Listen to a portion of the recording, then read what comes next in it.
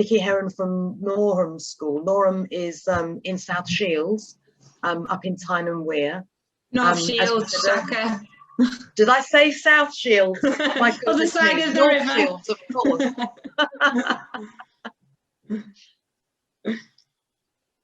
And I think Graham's just sharing your PowerPoint now. Yeah, brilliant, thank you. So I'm going to talk obviously about the EAL quality mark at our school, Norham High School. We are slightly different to some of the schools that you've heard from so far. If you just want to go to the next slide, Graham, please. In terms of our demographic, we are a very small secondary school in the northeast of England, and we have a really predominantly white British community.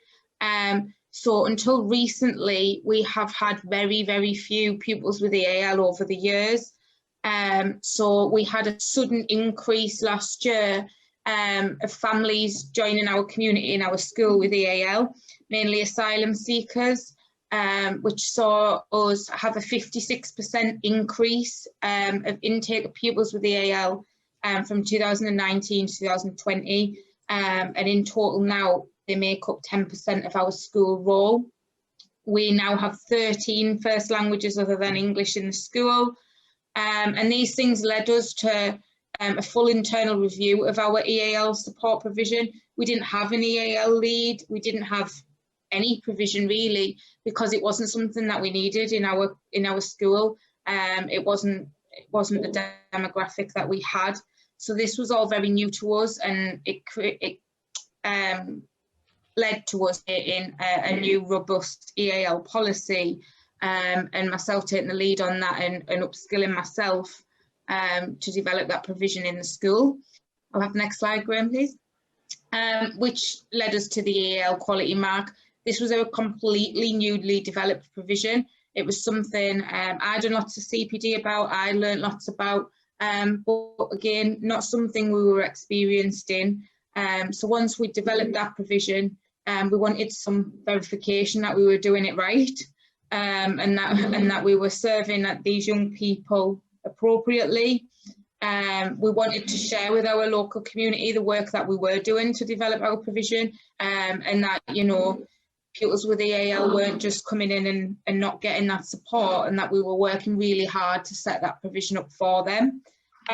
We also wanted some clear next steps to continue development. We're currently EAL Quality Mark Silver School, and we now have an action plan that shows us the next steps for us, and aiming for that gold award, and things that we perhaps hadn't thought of that we could do to continue to develop it on our journey with our pupils with EAL.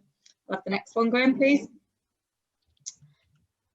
So I'm going to talk to you a little bit about our EAL assessment system that we set up, and this is sort of our flow chart for our pupils when they join us. The first thing we do is assess English language proficiency. Being a secondary school, pupils don't necessarily have that exposure in class to phonics and that sort of early language development that they perhaps would in primary school setting. So we have to change things in quite a big manner really to meet the needs of some of these pupils. So it starts with assessment, and then it flows down all the different steps resulting from that assessment. Some children might come in, have very little support, they might not need a lot of support. Other children will have a full programme, which I'll touch on in a little while. And this process is followed and reviewed every 6 months until we deem that the child is proficient in the English language and no longer require that support from our team.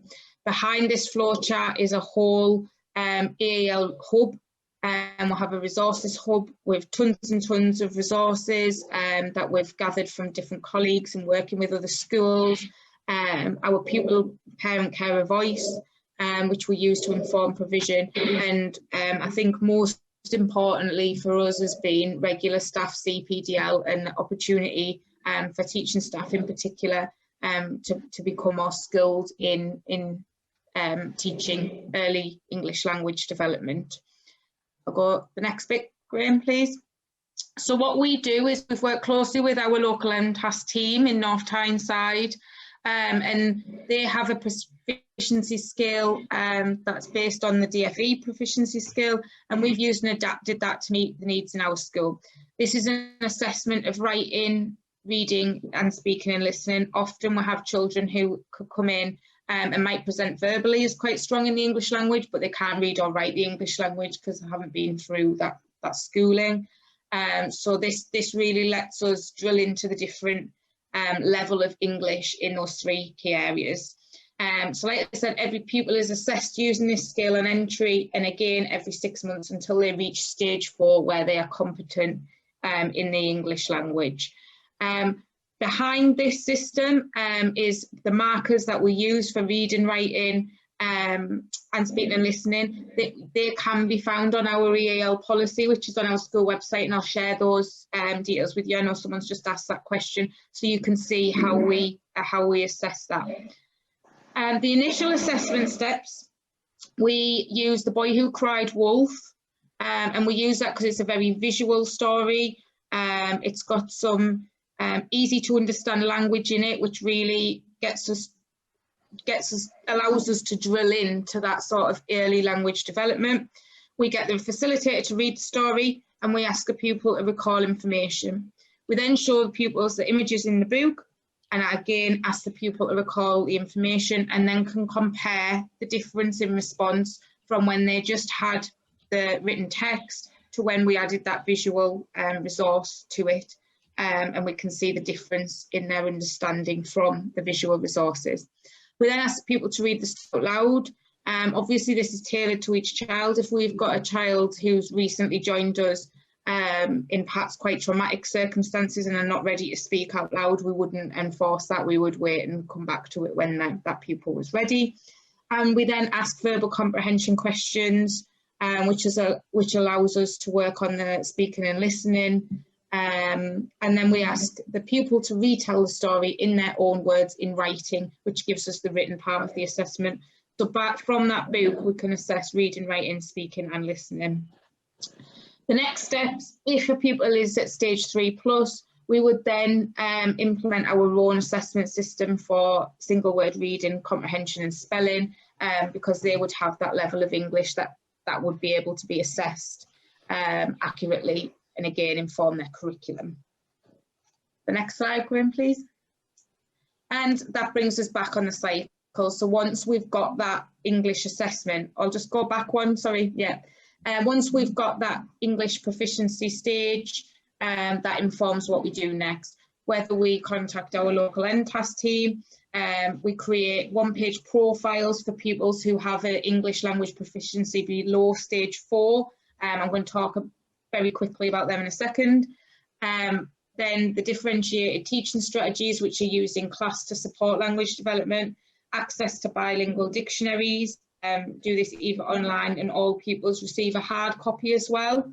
And we do that so that they can take them home, and they can continue with that translation journey outside the classroom if they perhaps don't have the online resources that children might have outside of school. And then obviously our one-to-one small group literacy interventions where appropriate, particularly those lower stages of language development. Go to the next one, Graham. So this is our one-page profile, which is a result of our assessment.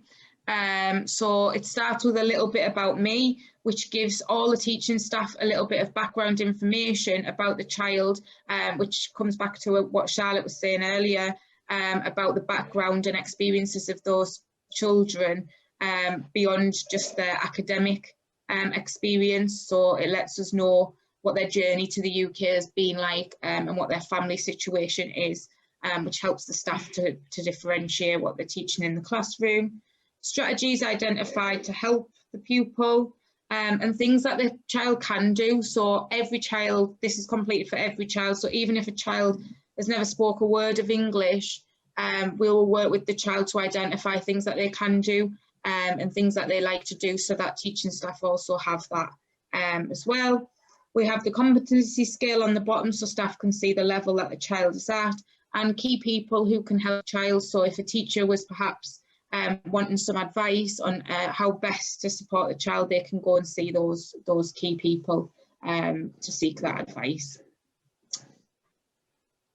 And I think that's it. That's my whistle-stop tour. So if you wanted to find out more about our assessment policy, assessments of EAL pupils, sorry, it's all on our EAL policy, which you can find on our school website.